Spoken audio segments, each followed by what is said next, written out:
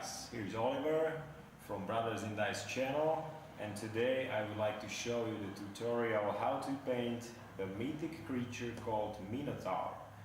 This creature can be found in the box Mythic Battles Pantheon, the standard one, and I decided to go with zombie style since he was wandering the dungeons of ancient Crete, so there was not much light and his skin got pale, and that's why actually I decided to go with this style. So let's check it out the video. So before priming the model, I removed all the mold lines and cleaned the model. For the base coat I used standard black primer and sprayed the whole figure, followed with the camo medium brown from Vallejo as a base coat for his skin.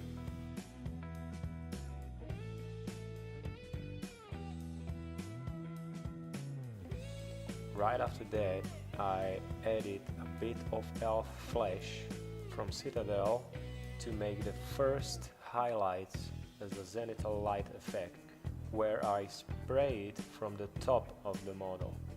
For the third and final highlight stage of the skin, I used camo medium brown mixed with white, both from Vallejo, and sprayed from the top as well. It's good to apply that mixture on the most exposed areas that are visible from the top side, such as shoulders, top side of the hands, head, and especially in this case, his back. Once I was done with his skin, I continued with his horns and weapon handle, for which I used a mixture of graveyard earth and Mournfang brown from Citadel. For the horns I used pure graveyard earth from Citadel.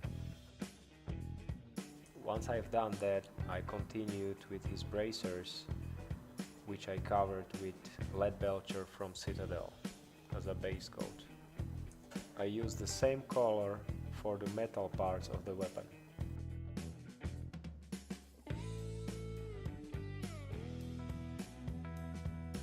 For the cloth that is hanging around his waist, I decided to use Mephiston red mixed with Abaddon black just to make it more dark in the first stage.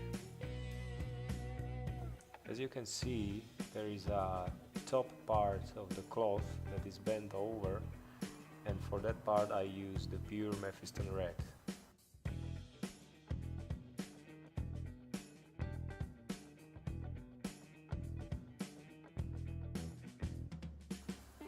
For the hairy part of the back, I used non-oil wash as a first layer.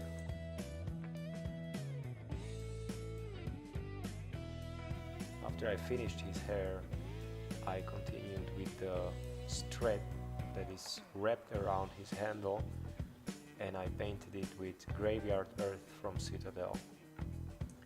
As it seemed that washing his hair with non-oil turned out to be a good decision, I decided to wash his tail with non-oil as well.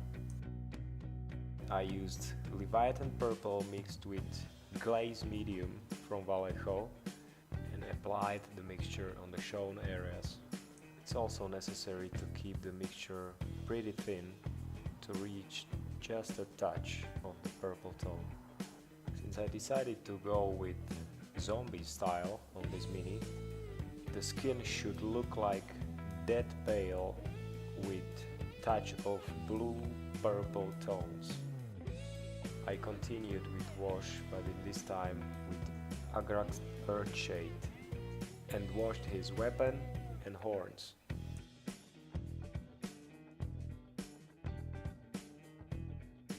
In the next stage I continued with his skin, and for the deepest places of his skin surface I used mixture of Seraphim Sepia and Glaze Medium.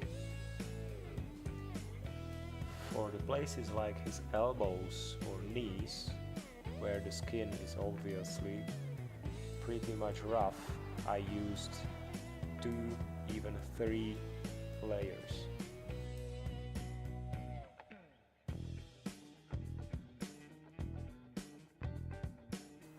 After I had the first layer of the wash dried on his horns, I went with second layer, but this time I applied just on the first third of the horn to make it darker as it goes out of the skull. After that, I applied second layer of null oil wash on his hair. I continued with washing, this time his cloth around the waist, for which I used Agrax Earthshade.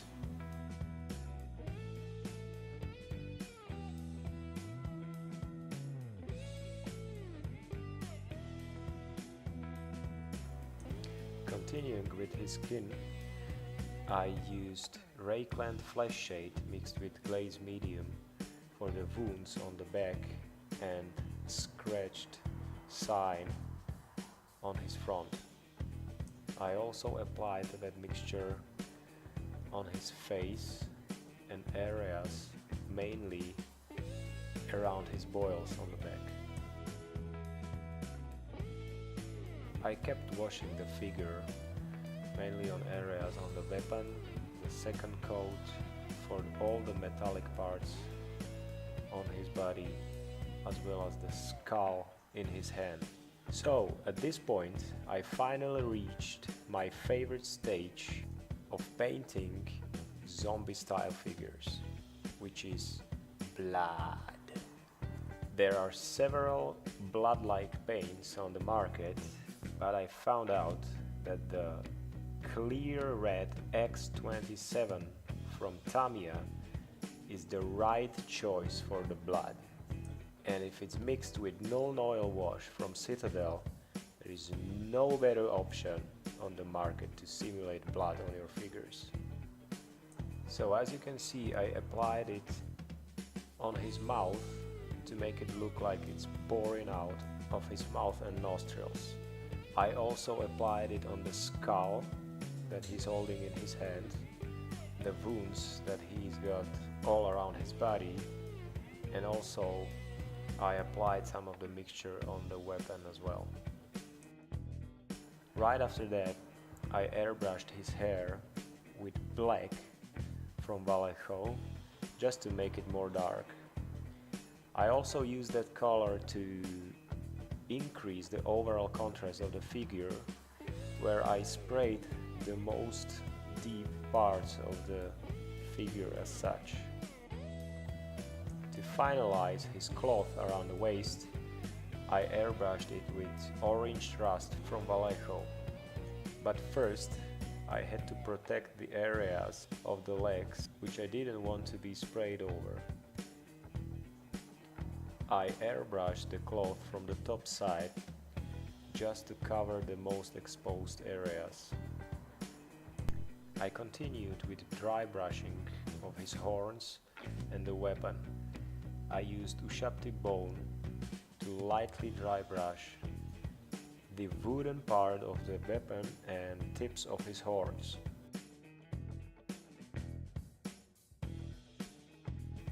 One of the final stages was painting his eyes. To keep the zombie effect, I went with skull white for his eyes, which I washed with Rakeland Flesh Shade. Finally, I used Abaddon Black from Citadel to paint the base. To protect the figure from scratches or any other damage, I used Mecha Varnish from Vallejo and applied in 2 thin coats. Of course, you're going to destroy the gloss effect of the blood. That's why it's necessary to apply just the pure gloss varnish into the wounds and all the blood areas. This was basically the last procedure necessary to finalize the figure. Alright, I hope you liked that video and find it helpful. In case of any comments or questions, just write it down. Thank you for watching.